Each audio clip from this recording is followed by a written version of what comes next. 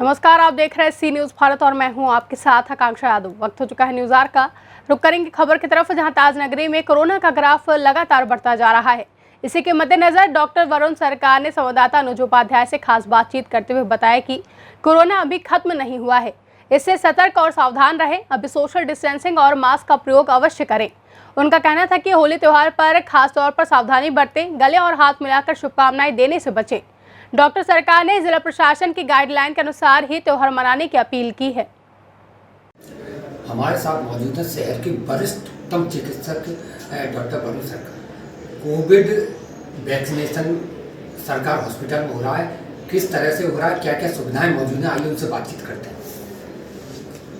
हमारे यहाँ Covid vaccination जो हो रहा है वो जो एक प्रॉपर तरीका है उस हिसाब से हो रहा है। उसके लिए 3 तरीके से आदमी रजिस्टर कर सकता है, या तो टेलीफोनिक या फिर ऑनलाइन और या वॉक इन रजिस्ट्रेशन, जिसमें आप अगर दोनों में से कुछ नहीं कर पाए तो सीधे अगर आप सेंटर पे आ जाएंगे तो भी आपका हो जाएगा।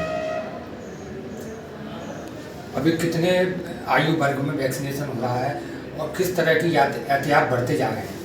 अभी तक तो 60 साल से ऊपर और 45 से ऊपर जिनको साथ में और भी बीमारियां हैं जैसे डायबिटीज़, ब्लड प्रेशर, हार्ट की बीमारी, उनका वैक्सीनेशन फ़िलहाल हो रहा है। पर आज ही गवर्नमेंट ने अनाउंस किया है कि 45 साल के ऊपर जितने लोग हैं सबका वैक्सीनेशन वो खोलने जा रहे हैं 1 अप्रैल से। जहाँ तक एहतियात की बात है वो तो आपने सुविधा देखी ली है। वहाँ पे बाकायदा मरीज़ का रजिस्ट्रेशन होता है, वो से गवर्नमेंट को इन्फॉर्मेशन भेजी जाती है, उसका आधार कार्ड दिया जाता है। जब वहाँ से परमिशन आ जाती है ऊपर से ऑनलाइन, तब उसका मरीज़ का वैक्सीनेशन होता है। वैक्सीनेशन होने के बाद आधे घंटे तक मरीज़ को वहीं बिठाए रखा जाता है और सारी इमरजेंसी दवाइयाँ वहीं पर हैं, जिससे कि अगर कोई रिएक्शन मरीज़ को हो रहा है तो वो इमीडिएटली उसका इलाज हो जाए। उसके अलावा हमारे यहाँ फुल फ्लेज वैसे भी एक ICU रन करता है, उसमें कोई परेशानी अगर भगवान न करे होती है तो इमीडिएटली ICU में शिफ्ट किया जा सकता है। अभी तक भगवान की कृपा से कोई भी ऐसा रिएक्शन किसी मरीज को नहीं हुआ है। कोविड में ताज नगरी में कोविड के कुछ मरीज बढ़े हैं, इसको लेकर एक जनता जागरूक रहे, क्या क्या सतर्कता बरते? देखिए, ऐसा है कि न सिर्फ अनपढ़ जनता बल्कि पढ़ी लिखी जनता भी इस गलतफहमी और वहम में है कि कोविड ख़त्म हो गया। रोज़ आप न्यूज़ में पढ़ रहे हैं और अखबारों में भी पढ़ रहे हैं कि कोविड का सेकेंड वेव आ गया है।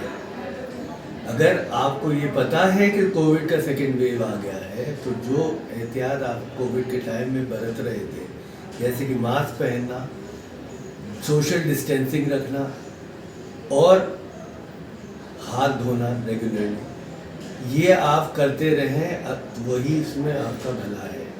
लोग ये सब एहतियात छोड़ के बिना मास्क के सड़क पे ऐसे घूम रहे हैं जैसे कि कोई पार्टी हो रही अभी है, तो वो बीमारी कम घातक होगी।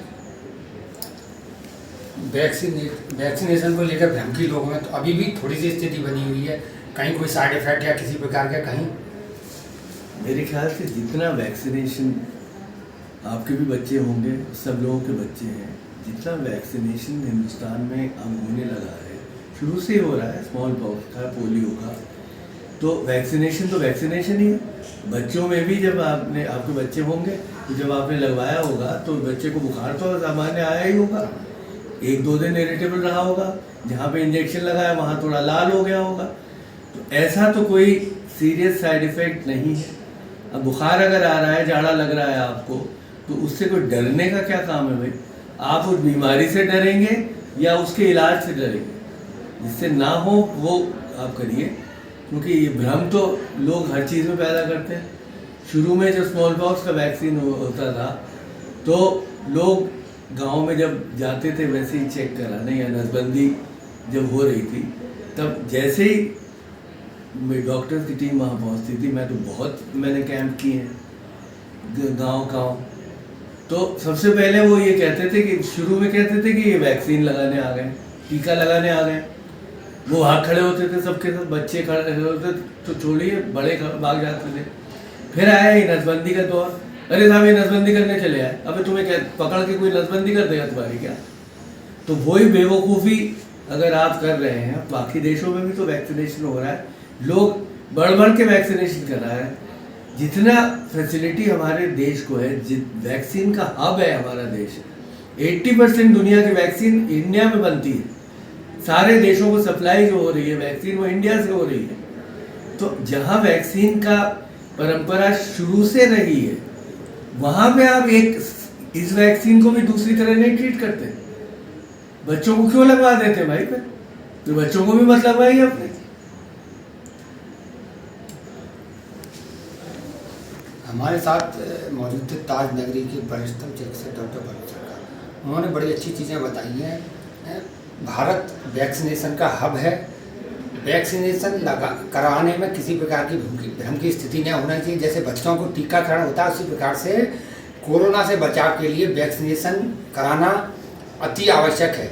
और अभी कोरोना गया नहीं है, दूसरी स्टेज लागू हो चुकी है। यह पहले स्टेज से और अधिक खतरनाक है। डॉक्टर वरुण सरकार द्वारा बताया गया यह पहले से अधिक खतरनाक है। इससे बचाव के लिए सोशल डिस्टेंसिंग का पालन करें, मास्क अवश्य लगाएं और सबसे प्रमुख बात कोविड वैक्सीन अवश्य लगवाएं। अपने साथी नरेंद्र सिंह के साथ अनुज उपाध्याय, सी न्यूज़ भारत, आगरा। फिलहाल के लिए न्यूज़ आर की इस खबर में बस इतना ही। देश और दुनिया की तमाम बड़ी खबरों के लिए देखते रहें सी न्यूज़ भारत।